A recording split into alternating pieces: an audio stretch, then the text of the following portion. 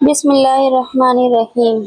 حضرت امام حسین علیہ السلام کو جب شہید کر دیا گیا تو بادلوں میں بھی اس کا رد عمل ظاہر ہوا۔ آندھی طوفان، لال سرخ آندھی ہوئی اور پھر سیاہ ہوئی۔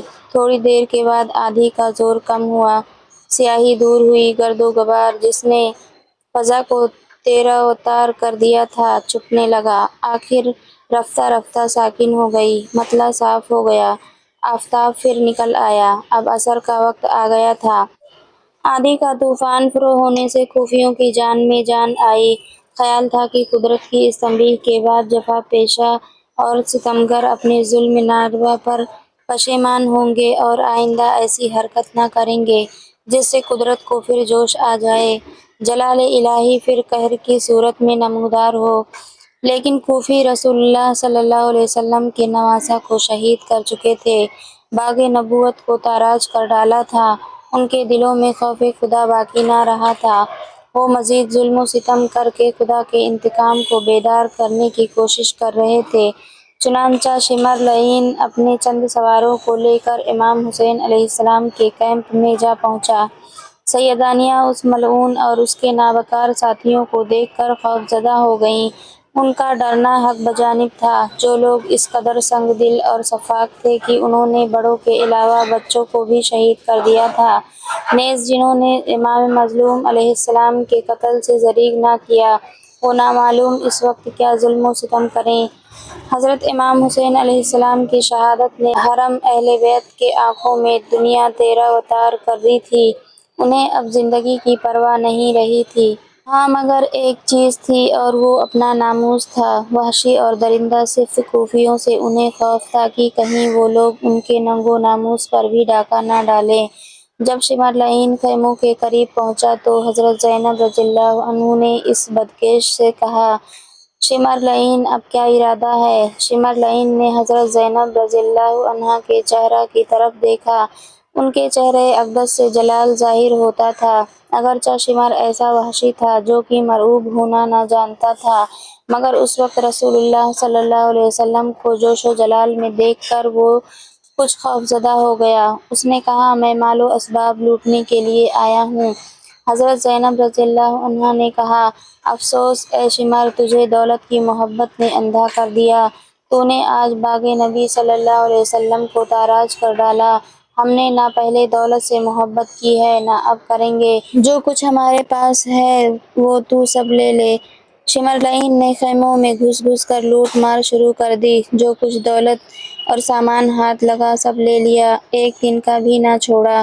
خواتین اہل بیت سے زیور بھی لے لیا، یہاں تک کہ بے رحمی کی حضرت سکینہ رضی اللہ عنہا کے کانوں میں جو چاندی کی بالیاں تھیں وہ بھی اتروا لیں۔ اس پر یہ وحشیانہ پن کہ تمام عورتوں اور لڑکیوں کے سروں سے چادریں بھی اتار لیں۔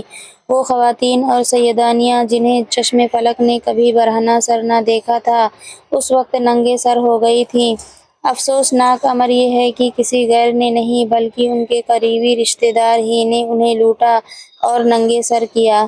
شمر لعین نہایت ہی بدبخت، شقی اور شفاق تھا۔ خاندان رسالت سے اسے نامعلوم کیوں ایسی قد ہو گئی تھی کہ وہ نہیں چاہتا تھا کہ اس خاندان کا کوئی بھی فرد زندہ رہے۔ چنانچہ وہ جب اس خیمہ میں گیا جس میں زین العابدین رضی اللہ عنہ بیمار پڑے تھے تو اس نے عابد رضی اللہ عنہ بیمار سے پوچھا، تم کس کے بیٹے ہو؟ حضرت عابد رضی اللہ عنہ نے جواب دیا، میں اس کا بیٹا ہوں جنہیں تو نے بے گناہ شہید کر ڈالا ہے۔ شمر لعین نے کہا، کیا تم حسین علیہ السلام کے بیٹے ہو؟ حضرت زین العابدین رضی اللہ عنہ نے کہا، ہاں میں انہی مظلوم کا بیٹا ہوں۔ یہ سنتے ہی شمر لعین نے تلوار میان سے نکالتے ہوئے کہا، اوہ تم ابھی زندہ ہو؟ حضرت زین العابدین رضی اللہ عنہ نے کہا، ہاں میں ابھی زندہ ہوں، وہ بھی اس لیے کہ میں بیمار ہوں، ورنہ مجھے تم بھی میدان جنگ میں دیکھتے۔ شمر لعین نے کہا، خیر تم میدان جنگ میں نہ مارے گئے تو اب اس خیمہ میں مارے جاؤ گے۔ شمر لعین کی وحشیانہ صورت دیکھ کر عورتوں نے سمجھ لیا تھا کہ وہ ایسا شفاق ہے کہ بچوں اور بیماروں کے قتل کرنے سے بھی زریغ نہ کرے گا، اس لیے وہ حضرت زین العابدین رضی اللہ عنہ کی زندگی سے مایوس ہو گئی تھیں۔ حضرت زینب رضی اللہ عنہا نے کہا، شمر لعین، جس سے تم کو عداوت تھی انہیں تم شہید کر چکے ہو، اب اس معصوم اور بیمار بچے کی کیوں جان لیتے ہو؟ شمر لعین نے کہا، اس لیے کہ یہ بڑے ہو کر ہم سے یا ہماری اولاد سے انتقام نہ لیں۔ حضرت زینب رضی اللہ عنہا نے کہا، کیا خاندان رسالت نے کبھی کسی سے انتقام لیا ہے؟ میں اپنے بھائی کی اس یادگار کو لے کر کہیں اور چلی جاؤں گی۔ شمر نے کہا، مگر میں اس اندیشے کو باقی نہ رہنے دوں گا۔ یہ کہتے ہی اس بدبخت نے تلوار کھینچ لی۔ اتفاق سے اس وقت عمر سعد وہاں آ نکلا۔ اس نے شمر لعین کو شمشیر بکف دیکھ کر پوچھا، کیا ہے، اب کس کے قتل کا ارادہ ہے؟ شمر لعین نے جواب دیا، یہ حسین علیہ السلام کا ایک بیٹا باقی رہ گیا ہے، اسے بھی ختم کیے دیتا ہوں۔ عمر سعد نے کہا، شرم کر، کیا تو خاندان رسالت کو بالکل ہی مٹا دینا چاہتا ہے؟ شمر نے کہا، یہی قصد ہے، ورنہ بڑا ہو کر یہ ضرور انتقام لے گا۔ عمر سعد نے کہا، خدا کے غضب سے ڈر، ایک معصوم اور بیمار کو قتل کر کے قہر الہی کو بیدار نہ کر۔ یہ وہ عمر سعد کہہ رہا تھا جس کے حکم سے اور جس کے سامنے خاندان رسالت تاراج ہوا تھا، جس نے حضرت علی اکبر رضی اللہ عنہ جیسے نوجوان اور حضرت علی اصغر رضی اللہ عنہ جیسے شیر خوار بچہ پر بھی رحم نہ کھایا، جسے بھول کر بھی کبھی قرابت کا خیال نہیں آیا تھا، جسے رے کی حکومت کے لالچ نے اس قدر اندھا کر دیا تھا کہ اس نے رسول اللہ صلی اللہ علیہ وسلم کے نواسہ اور ان کے تمام عزیز و اقارب کو شہید کر دیا تھا۔ غرض یہ کہ عمر سعد کے سختی سے منع کرنے پر شمر رک گیا۔ تمام عورتوں کو اسیر کر کے اونٹوں پر سوار کرایا۔ ایک اونٹ پر حضرت زین العابدین، حضرت سکینہ اور حضرت زینب رضی اللہ عنہم کو بٹھایا۔ عمر سعد یا کسی اور بدبخت سے اتنا نہ ہو سکی، حرم اہل بیت کے سروں پر چادریں ہی ڈال دیتا۔ عمر سعد کے حکم سے تمام کوفی مقتولین کو جمع کر کے ان کے جنازہ کی نماز پڑھی گئی اور انہیں دفن کر دیا گیا، لیکن حضرت امام حسین علیہ السلام اور ان کے ہمراہیوں کی لاشوں کو دفن نہیں کیا گیا، البتہ ان کے تنوں سے سر جدا کر لیے گئے اور ان شہیدوں کے سروں کو نیزوں پر چڑھا کر اس طرح ترتیب دیا گیا کہ سب سے آگے حضرت امام حسین علیہ السلام کا سر رکھا گیا اور ان کے پیچھے اہل بیت کے 18 سر تھے، جن کی تفصیل یہ ہے: حضرت عباس علم دار، حضرت جعفر، حضرت عبداللہ، حضرت عثمان۔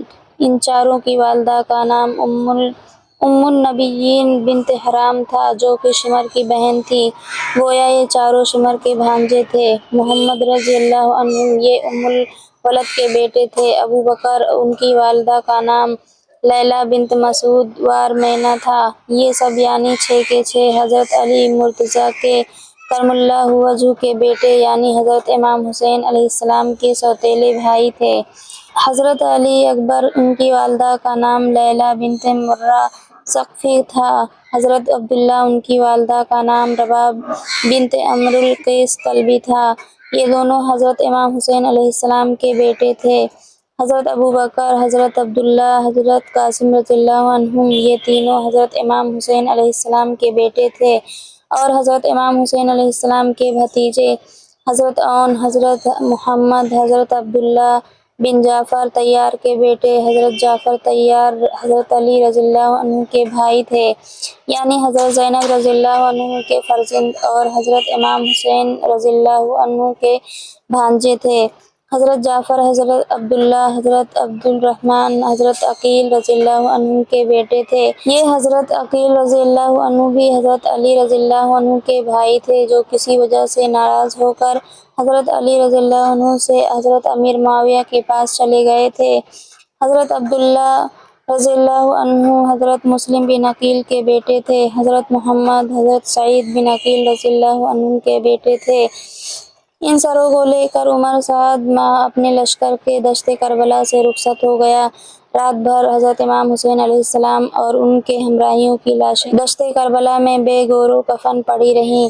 دوسرے روز اگلے دن یعنی 11 محرم الحرام 61 ہجری کو بنو اسد مقام ضربہ سے آئے اور انہوں نے ان تمام لاشوں کو اور حضرت امام حسین علیہ السلام کی لاش کے بھی ٹکڑے جمع کر کے سب کو دفن کر دیا۔ ابن زیاد لعین کی گستاخی۔ عمر، سعد اور شمر خوش تھے، گویا انہوں نے کوئی ایسی زبردست مہم فتح کر لی تھی جو ناقابل تسخیر تھی۔ ان کے لشکر بھی خوش تھے، اپنے اس کارنامہ کو خود ہی سراہ رہے تھے اور ایک دوسرے کو مبارکباد دے رہے تھے۔ حالانکہ ان کا کارنامہ یہ تھا کہ انہوں نے اپنے ان رسول مقبول صلی اللہ علیہ وسلم کے خاندان کو تباہ و برباد کر دیا تھا جن کا وہ کلمہ پڑھتے تھے۔ ان بدبختوں نے دین و دنیا کی روسیاہی اور عقبیٰ کی رسوائی مول لے لی تھی۔ انہوں نے قہر الہی کو خریدا تھا، ان کے سروں پر غضب و خداوندی کی بجلیاں کود رہی تھیں۔ وہ اپنے اس کارنامہ پر ہنس رہے تھے اور قضا ان کی حماقت پر مسکرا رہی تھی۔ ان وحشیوں نے اپنی زندگی کا یہ ثبوت اور دیا کہ حضرت زین العابدین رضی اللہ عنہ کو جو اس قدر بیمار تھے کہ اٹھ بھی نہ سکتے تھے، زنجیروں میں جکڑ دیا تھا۔ وہ پیاسے تھے، سخت غمزدہ تھے، بیماری سے بے حال ہو رہے تھے۔ اس پر یہ ستم ہوا کہ زنجیروں میں کس دیا گیا۔ سوچیں وہ مسلمان جو ذرا سی بیماری سے گھبرا جاتے ہیں، جو گرمی کے موسم میں خسخانوں میں نرم بستر پر دراز رہتے ہیں، جن کی تیمارداری اور خدمت کے لیے خدام اور اقربا موجود ہوتے ہیں، کہ حضرت زین العابدین کی اس وقت کیا کیفیت ہوئی ہوگی۔ کوفیوں نے اس سے بھی زیادہ وحشیانہ بربریت کا یہ مظاہرہ کیا کہ رسول زادیوں اور دوسری مسلم خواتین کو برہنہ سر اونٹوں پر سوار کرایا، پھر انہیں بھی آپس میں رسیوں سے جکڑ دیا، شاید اس خوف سے کہ وہ کہیں بھاگ نہ جائیں۔ ان درندہ خصلت انسانوں نے یہ خیال نہ کیا کہ وہ معصوم و مظلوم بھاگ کر کہاں جاتیں، کس کے پاس پناہ لیتیں، کس سے فریاد کرتیں۔ ان کے محافظ اور نپاہ دہندہ میدان کربلا میں شہید ہو چکے تھے، البتہ ایک وہ فریاد رس ضرور باقی تھا جو سب کی فریاد سنتا ہے۔ اس سے انہوں نے فریاد کی تھی اور نتیجہ کی منتظر تھیں۔ غرض یہ کہ ان خواہنما برباد قافلہ والوں کو اس ہیبت سے لے کر دغا باز، سفاک اور ننگ و انسان کوفی روانہ ہوئے۔ انہوں نے یہ بھی پرواہ نہ کی کہ مظلوم قیدی رات سے پیاسے ہیں، بھوک، پیاس اور غموں نے انہیں نڈھال کر دیا ہے۔ جو اچھی طرح کھاتا اور پیتا ہے وہ کسی کی بھوک اور پیاس کو کیا جانے۔ شریعت اسلام میں روزہ فرض ہے۔ اس روزہ میں ثواب کے علاوہ یہ فلسفہ بھی ہے کہ انسان سمجھ جائے بھوک اور پیاس سے انسان کی کیا حالت ہوتی ہے، نیز اسے بھوکے اور پیاسے سے ہمدردی ہو جائے۔ لیکن کس قدر افسوس ہے کہ بدبخت کوفیوں کو اس کا احساس نہ ہوا۔ وہ اپنے آپ کو مسلمان کہتے تھے، لیکن ان کے افعال و اعمال کو اسلام سے دور کا بھی واسطہ بھی نہ تھا۔ معصوم سکینہ پیاس سے تڑپ رہی تھیں، ادھر قید و بند کی تکلیف تھی، ان کا چہرہ بالکل سفید پڑ گیا تھا، لیکن امام زادی کے صبر کا یہ حال تھا کہ اف تک بھی نہ کرتی تھیں۔ حضرت زینب اور حضرت شہر بانو رضی اللہ عنہم کی یہ کیفیت دیکھ کر بے چین ہو رہی تھیں، لیکن ان غریبوں کے پاس سوائے لفظی ہمدردی کے اور کیا رکھا تھا۔ عمر سعد لعین نے اس فتح کی خوشخبری تیز رو قاصد کے ذریعہ سے ابن زیاد کو کرا دی تھی۔ بدبخت ابن زیاد کو بڑی خوشی ہوئی، ایسی خوشی کہ جیسے اس کے لشکر نے کوئی ناقابل تسخیر قلعہ یا ملک فتح کر لیا ہو۔ اس نے منادی کرا دی کہ حسین علیہ السلام کے معرکہ میں فتح کامل حاصل ہوئی ہے، لہٰذا تمام کوفے والے فاتح لشکر کا استقبال کریں۔ اگرچہ یہ اندوہ ربا خبر تھی، کوفہ والوں نے حضرت امام علیہ السلام کو بلایا تھا، ان کے اصرار سے وہ آئے تھے۔ کربلا میں ان کا خاندان تباہ ہو گیا تھا، خاندان رسالت کے تمام مرد سوائے حضرت عابد رضی اللہ عنہ بیمار کے شہید ہو گئے تھے۔ کوفیوں کو اس خبر کے سننے سے رنج و افسوس ہونا چاہیے تھا، لیکن وہ ایسے شفاق، شکی اور سنگ دل تھے کہ انہوں نے ابن زیاد کو خوش کرنے کے لیے بڑی ہی مسرت کا اظہار کیا اور وہ ہر شخص فاتح لشکر کے استقبال کی تیاریاں کرنے لگا۔ آخر ایک روز عصر کے وقت شور ہوا کہ فاتح لشکر آ گیا، لوگ استقبال کے لیے دوڑ پڑے۔ ابن زیاد کا کوفیوں پر اس قدر رعب داب تھا کہ کوفیوں کی طرف سے کسی بغاوت و بدامنی کا اندیشہ ہی نہ رہا تھا۔ عمر سعد کو کوفہ میں اس طرح داخل ہوا کہ 1000 سواروں کی معیت میں اہل بیت کے سر تھے۔ ان سروں میں بھی سب سے آگے حضرت امام عالی مقام علیہ السلام کا سر تھا۔ سروں کے پیچھے حرم اہل بیت تھیں جو اونٹوں پر ننگے سر سوار تھیں، جن سیدانیوں کو کبھی چشم فلک نے ننگے سر نہ دیکھا تھا، جن کے سر ڈھکے رہنے کا رسول اللہ صلی اللہ علیہ وسلم کو اس قدر خیال تھا کہ ایک مرتبہ حضرت زینب رضی اللہ عنہا قرآن شریف کی تلاوت کر رہی تھیں اور تلاوت میں کچھ ایسی محو مستغرق تھیں کہ آپ کے سر سے چادر سرک گئی، آپ کو خبر بھی نہ ہوئی۔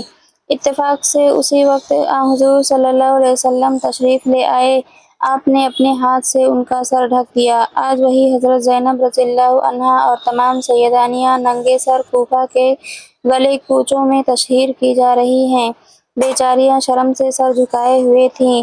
تمام دنیا کے مسلمان اور سارے فرشتے ان کوفیوں پر قیامت تک لعنت کرتے رہیں گے جنہوں نے امام عرب کو بلایا اور جب وہ آ گئے تو ان کے ساتھ غداری کی، ان سے عداوت کی، انہیں کربلا کے میدان میں شہید کر ڈالا اور آج ان کے اہل بیت کو تشہیر کر رہے ہیں۔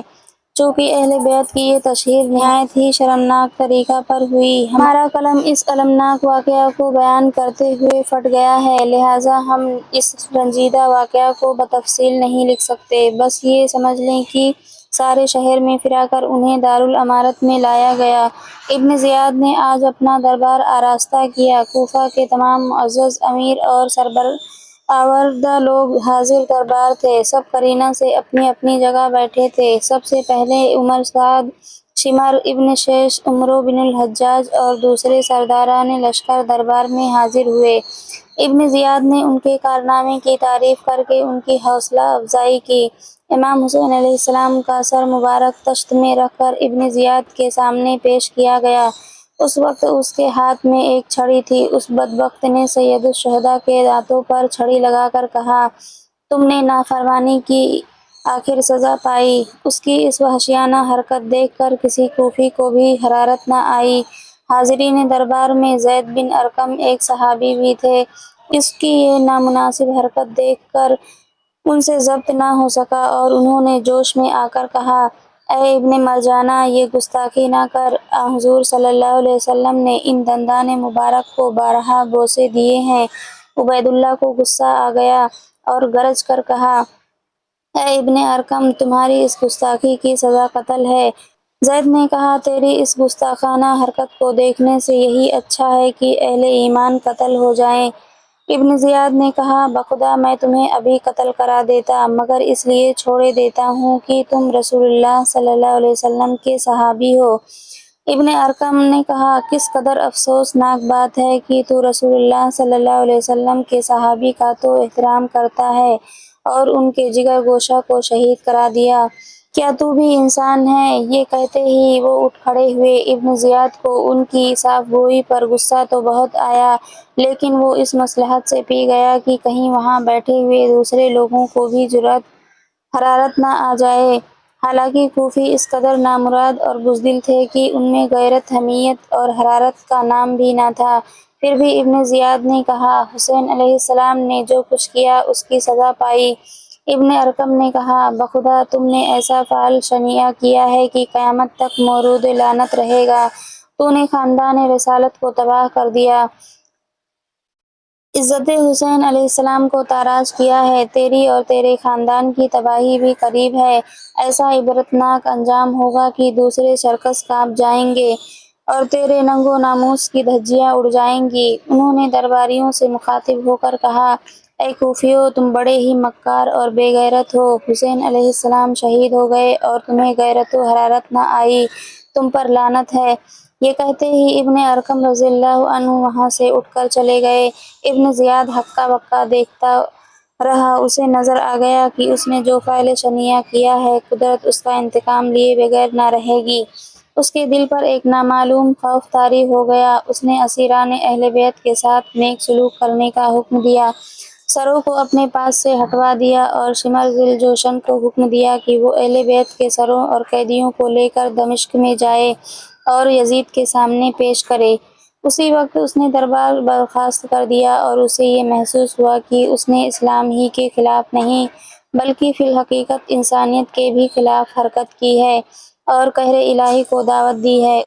اس نے دل میں شمر لعین کو لعنت کی، جس کے غلط مشورے سے یہ فعل کرایا گیا، جس سے انصاف پسند لوگ رہتی دنیا تک اس پر لعنت کرتے رہیں گے۔